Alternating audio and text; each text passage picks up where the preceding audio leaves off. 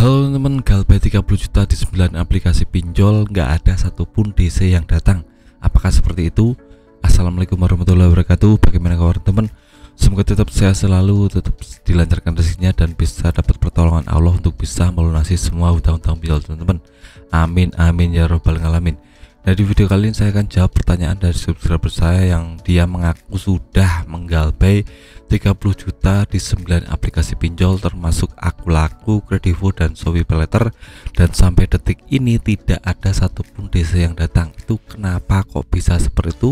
Maka saya akan jawab di video ini, jadi mohon simak video ini sampai habis. Nah, yang pertama, untuk penagihan DC pinjol itu ada kriteria khusus teman. Jadi tidak semua orang yang punya pinjaman besar itu akan ditagih oleh yang namanya debt collector. Itu mungkin akan yang namanya menteror telepon dan WA terlebih dahulu. Ini biasanya sangat masif sekali, bisa sampai 20 kali sampai 50 kali sehari. Jadi buat teman-teman harap waspada dan lebih berhati-hati jika sudah melakukan galbay, karena akan ada teror seperti ini. Nah, sekarang pokok pembahasannya, kenapa kok debt collector nggak ada satupun yang datang bang?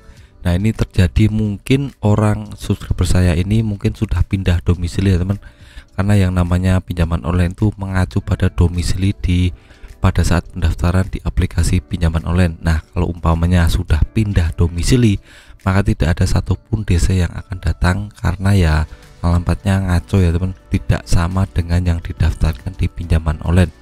Itu bisa menjadi kekuatan kuat untuk debt collector tidak akan datang, karena ya mau nagih alamatnya sudah ganti, jadi tidak akan bisa untuk datang ke rumah teman-teman yang di domisilinya sekarang.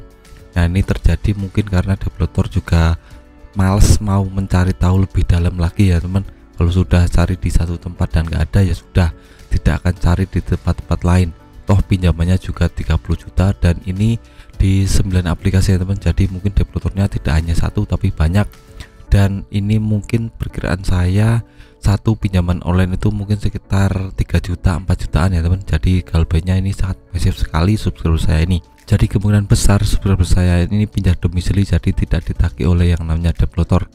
Ada juga mungkin karena ya untuk pinjaman-pinjaman online yang ada atau domisilinya kita di tempat yang tidak jauh dari jangkauan kota, misalnya di pegunungan atau pedesaan, ini juga tidak akan ditagih oleh yang namanya debt collector.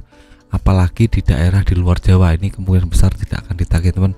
Mungkin subscriber saya ini tinggalnya di pegunungan atau di pedesaan yang jauh dari perkotaan, jadi tidak akan ada debt collector yang mau datang ke situ, karena ya akses atau jalan menuju ke tempat itu membutuhkan waktu yang lama, belum lagi bensin, ongkos, dan cari-cari rumahnya juga sulit kalau di pegunungan teman.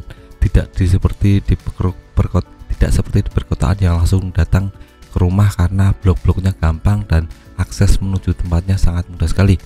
Nah, kalau di luar Jawa ini untuk debt collectornya masih amat sangat sedikit, jadi kemungkinan juga subscriber saya ini tinggalnya di luar Jawa, jadi lebih aman untuk yang namanya penagihan debt collector. Itu saja perkiraan saya kenapa kok subscriber saya yang sudah galbay 30 juta di 9 aplikasi nggak ada satupun DC yang datang, padahal ini galbaynya di aplikasi-aplikasi besar ya teman. Semoga teman-teman bisa terinspirasi dan bisa mengambil manfaat dari video ini. Sekian video dari saya, semoga bermanfaat. Tetap semangat untuk kehidupan yang lebih baik.